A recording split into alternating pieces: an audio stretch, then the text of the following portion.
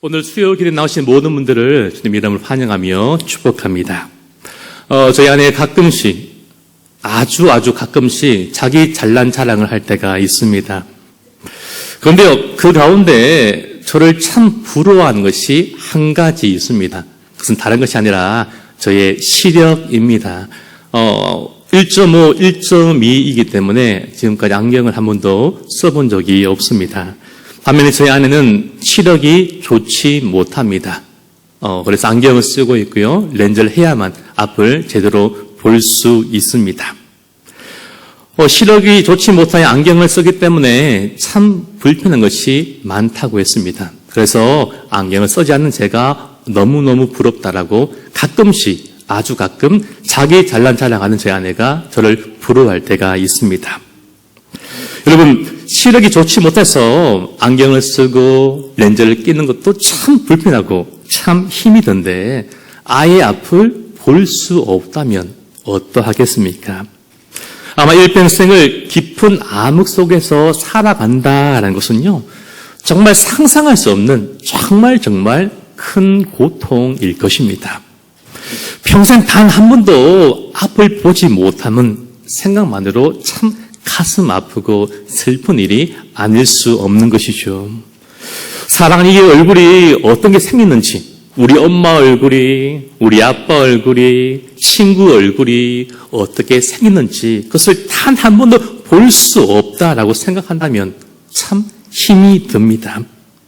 아마 평생 소원이 이들의 얼굴을 딱 한 번만이라도, 죽기 전에 딱 한 번만이라도 바라보고 자신의 눈동자에 그들의 얼굴을 담는 것이 가장 큰 소원일 것이라고 생각이 듭니다.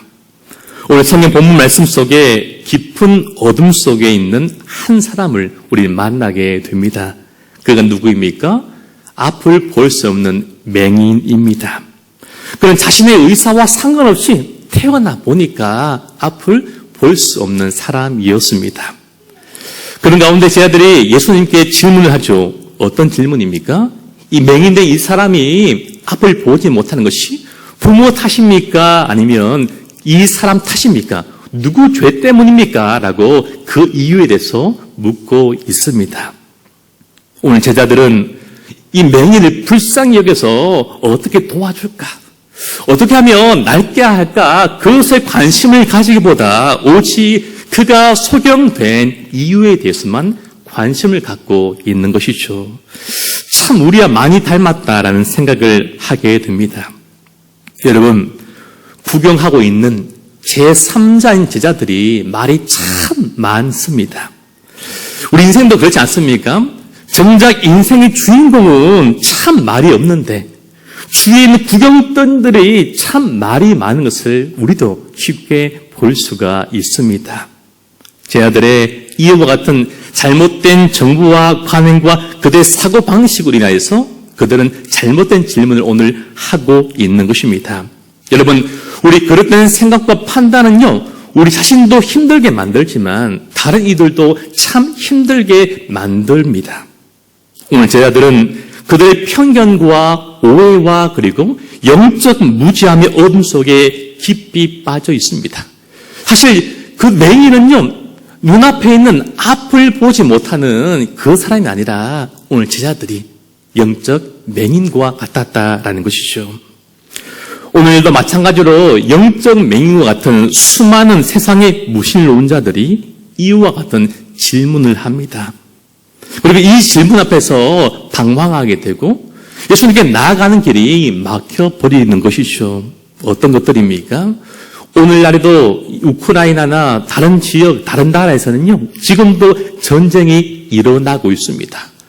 아무 죄가 없는 잘못 없는 어린 아이들과 여성과 노인들, 힘없는 자들이 목숨을 잃게 되고 삶의 터전을 잃어버리고 지금도 난민이 되어서 방황을 하고 있습니다.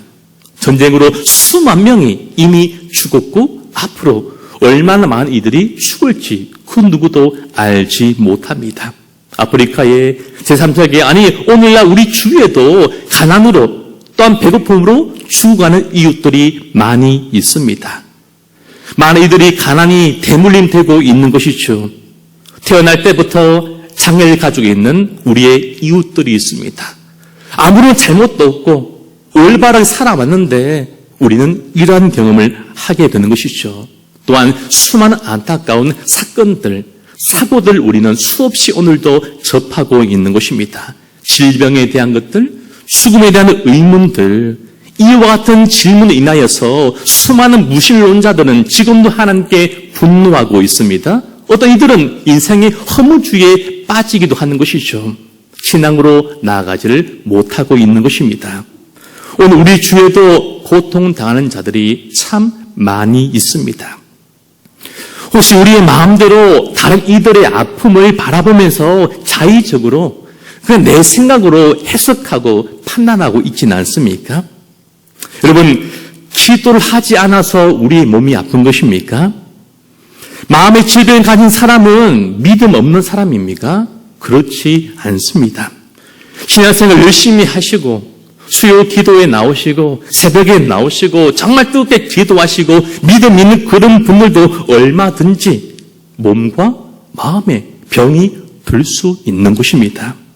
우리는 우리의 성격을 가지고 내가 알고 있는 짧은 신앙을 가지고 섣부른 판단을 내려서는 안 됩니다. 적어도 그 사람에 대해서는 판단하면 안 되는 것입니다. 우리가 조언하려고 하는 그것이 상대방의 마음을 더욱더 아프게 함을 우리는 잊지 않고 기억해야만 합니다. 한편 우리들은 내가 앞을 보지 못하면 나의 바람이 이루어지지 않으면 불행하다라고 생각합니다. 난 참 불안해, 난 참 불행해 라고 그렇게 생각하는 것이죠. 여러분, 우리의 불행은요, 우리들이 잘못된 생각을 하고 있기 때문입니다. 우리 행복과 이 불행을 나눈 그 기준이 신앙적이지 않고 지극히 세상적이기 때문입니다. 병들면 불행한 것입니까? 좀 가난하면 그 사람 불행한 사람입니까? 좀 실패하면 그 인생 불행한 인생입니까?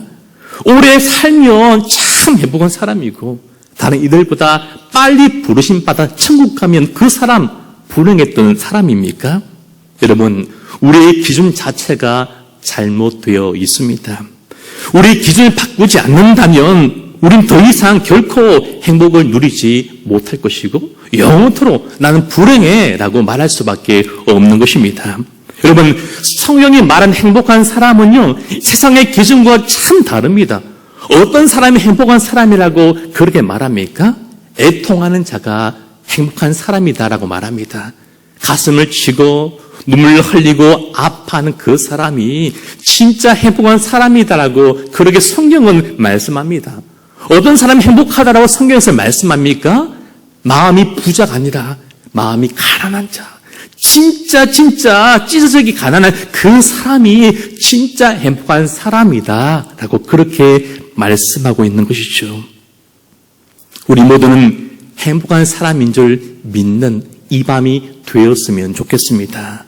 건강하든 병들든 성공하든 때로는 실패하든지 가난하든지 부하든지 우리 예수 믿기 때문에 우리는 행복한 것입니다. 우리 행복의 기준이 다른 것이 아니라 신앙이며 예수님이 되었으면 좋겠습니다.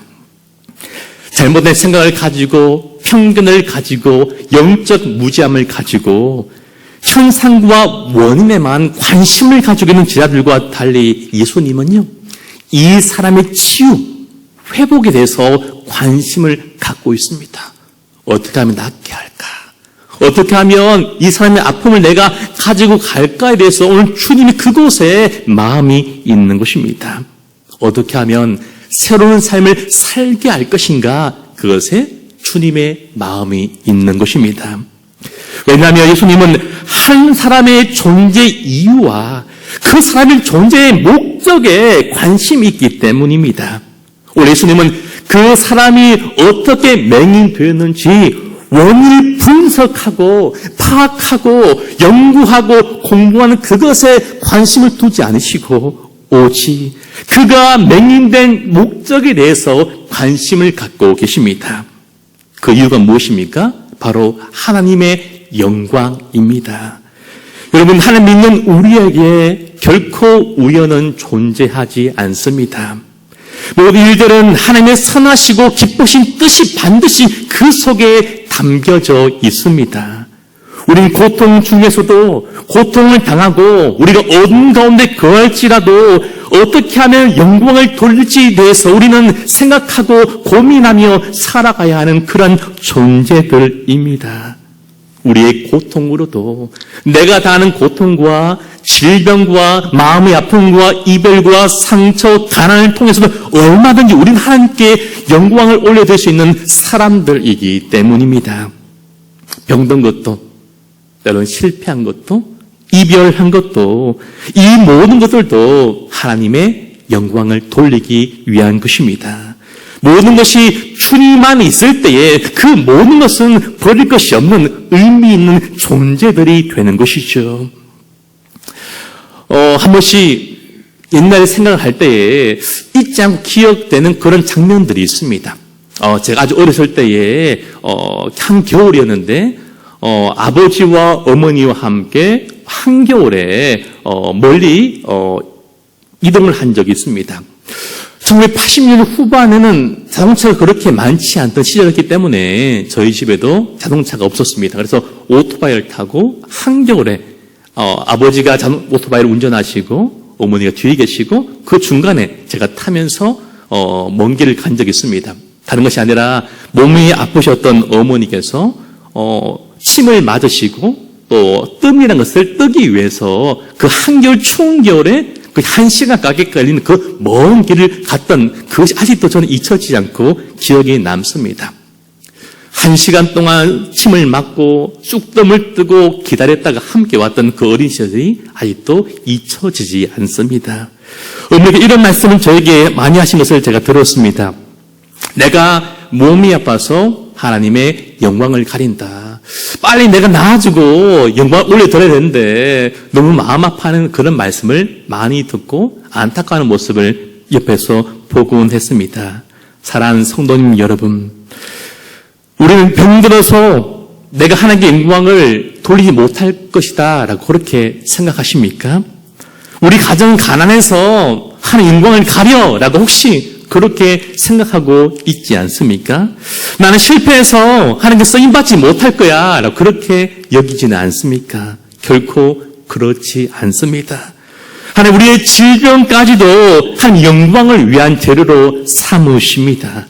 우리 가난도 얼마든지 하나님께 영광 올릴 수 있습니다. 어느 실패해도 우리 얼마든지 하나님께 쓰임 받을 수가 있습니다. 어떤 불행한 상황도 주님의 도우심을 받는다면 하나님의 영광을 나타내는 새로운 삶으로 변화되기 때문입니다. 여러분 기억하십시오. 언제나 예수 그리스도 안에서 우리 인생은 재해석됩니다. 우리가 보는 것들과 세상에 보는 것은 마땅히 달라야만 합니다. 오늘도 우리 주님은 이 기도의 자리에 나온 우리를 향하여서 복되다라고 그렇게 말씀하고 계십니다. 우리를 보배롭고 존귀하게 여기십니다. 우리 인생의 모든 발자국들이 하나님의 인도하심과 역사와 섭리 가운데 있음을 우리가 믿을 때에 우리 안에 진정과 행복이 찾아오게 되는 것입니다. 우리 예수님은 앞서 8장에서 나는 세상을 비추는 빛이라고 자신을 소개하셨습니다. 여러분, 우리가 살고 있는 이 세상은 어둡습니다. 어두운 곳이 참 많이 있습니다. 어떻게 보면 밝은 빛보다 참 그늘지고 음침한 곳이 참 많음을 우리가 발견하게 되는 것이죠. 오늘도 어둠 가운데서 울부짖는 우리의 이웃들이 있습니다. 요즘에 어둠에 짓눌려서 두려워하고 떨고 고통받는 자들이 오늘날에도 수없이 존재하고 있습니다. 여러분, 그때마다 우리가 기억할 것은 우리 예수님은 빛이라는 사실입니다. 어떤 빛이십니까? 세상을 비치는, 세상을 치료하는, 세상을 고치는, 구원하는 능력과 생명의 빛이십니다. 여러분, 빛은 세상을 비추고 능히 변화시킵니다. 어둠을 온통 밝음으로 바꾸어 놓습니다. 빛 앞에 어둠은 어떤 어둠이 있을지라도 빛 앞에 두려워 떨면서 뒷걸음치며 도망칩니다. 이것이 바로 예수님의 존재 이유이며 목적이며 의미입니다. 여러분, 우리 예수님은요, 영적인 맹인들을 환하게 밝히시기 위해, 그들의 인생을 환하게 밝히시기 위해서 진정한 의미의 치유자로서 이 땅에 오셨습니다. 엉들린 자들을, 어둠 속에 갇혀서 엉들린 자들을 자유케 만드시기 위해서 우리 주님이 이 땅 가운데 오셨습니다. 가난한 자들을 부유케 하기 위해서 이 땅 가운데 오셨고, 생명의 자유를 선포하기 위해서 이 땅 가운데 오셨습니다. 그렇습니다. 이 예수님만이 우리 인생의 온 세상의 진정한 빛이 되십니다. 오늘도 세상을 환하게 밝히 비추고 계십니다. 죽은 것을 살리는 세상의 구주, 바로 우리가 믿고 있는 예수님입니다. 누구든지 예수님을 믿고 그 안에 들어온다면 그 빛의 생명을, 그 빛의 풍요로움을, 그 빛의 능력을, 그 빛의 생명을, 그 빛의 구원을 경험할 수 있는 것입니다. 오늘 예수님은 땅에 침을 뱉어서 거기서 진흙을 만드셨습니다. 그리고 그 진흙 앞을 보지 못하는 그 맹인의 눈에 바르고 실로암 샘에 가서 씻고 오라고 그렇게 말씀하십니다. 여러분, 우리 생각으로는요, 그냥 말씀하셔서 그 자리에서 눈 떠라라고 말씀하셔서 보게 된다면 얼마나 좋겠습니까? 그러나 우리 주님은요, 그렇게 하지 않고 네가 실로암 샘에 가서 눈을 씻어라라고 그렇게 명령하십니다.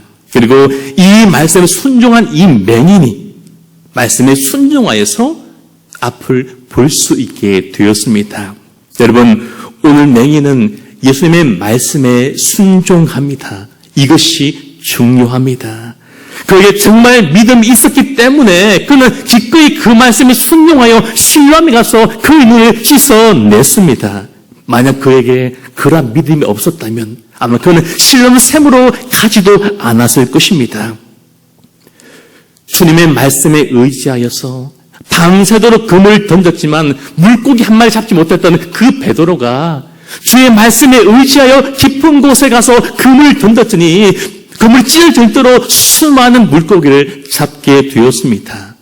심판을 받아서 멸망받고 죽게 되었던 이스라엘 백성들이 장대에 매달린 그 노뱀을 믿음을 바라볼 때 그들이 심판의 자유를 받고 구원을 얻고 생명을 얻게 되었습니다. 그런데 그 말씀 한마디에, 이해할 수 없는 그 말씀 한마디에 불순종했던, 듣지 않았던, 바라보지 않았던, 가지 않았던 그 사람들은 결국 죽을 수밖에 없게 된 것이죠. 여러분, 이것이 순종의 능력입니다. 여러분, 이성보다 위대한 것이 바로 우리의 믿음입니다. 수많은 이야기들보다 더 중요한 것은 바로 단 한 번의 순종입니다. 단 한 번의 순종이 우리 인생 가운데 가장 필요한 것이 되는 것입니다. 오늘도 우리 주님은 이와 같은, 아니 이보다 더 놀라운 기적을 우리 인생 가운데도 베푸기를 원하십니다. 베풀기를 이미 준비해 놓으셨습니다. 그리고 시험 가운데 있는, 어둠 가운데 있는 우리들의 그 믿음을 보기를 원하십니다. 그리고 지금도 보고 계십니다. 말씀을 맺겠습니다. 우리는 믿음으로 시험을 대처해야 합니다. 우리의 시험에 통과할 수 있는 해답은 단 한 가지, 바로 믿음뿐입니다. 그 믿음이 있다면 우리도 어떤 말씀에도 순종할 수 있게 되는 것입니다. 사랑하는 성도 여러분, 오늘도 깊은 어둠 속에서 울부짖고 있지 않습니까? 고통이 너무 깊고 너무 어두워서 무기름 가운데 있지는 않습니까? 여러분, 신앙은 해석의 문제입니다. 우리는 믿음으로 우리 인생을 해석해야만 합니다. 내게 찾아온 고통의 사건을 이 신앙이라는 믿음으로 바라볼 때, 해석할 때 그 모든 것이 다 의미가 있게 됩니다. 그 속에서 숨겨놓은 희망과 소망을 우리는 발견하게 됩니다. 신앙 안에서 우리의 모든 아픔은 해석됩니다. 그 고통 속에서 그 고통이, 그 어둠이 하나님 만나는 것이 축복이며 놀라운 복이 되는 우리가 진정한 행복자임을 발견하는 이 밤 되기를 축복합니다. 질병의 근원을, 문제의 원인을 따지기보다 우리의 질병과 아픔을 통하여 행하실 주님의 일을 기대하는 이 밤이 되기를 소망합니다. 크게 기대하십시오. 두 손 모아 기대하십시오. 간절하게 기대하는 이 밤 되기를 소망하며 간절히 축복합니다. 우리의 모든 사건이 하나님 일을 드러내는, 하나님 영광을 드러내는 모든 것들이 되기를 소망합니다. 하나님의 섭리 안에서 가장 아름답고 위대한 인생으로 하나님께서 반드시 우리들을 만들어 가실 것입니다. 어둠 속에서 영원토록 두지 아니하시고 우리를 그 가운데서 건져내 주셔서 생명 가운데로, 빛 가운데로 인도하셔서 그 속에 계신 주의 영광을 바라보게 하실 줄로 믿습니다. 그렇게 간절하게 믿고 기도하는 이 밤이 되기를 주의 이름으로 간절히 소망하며 축복합니다.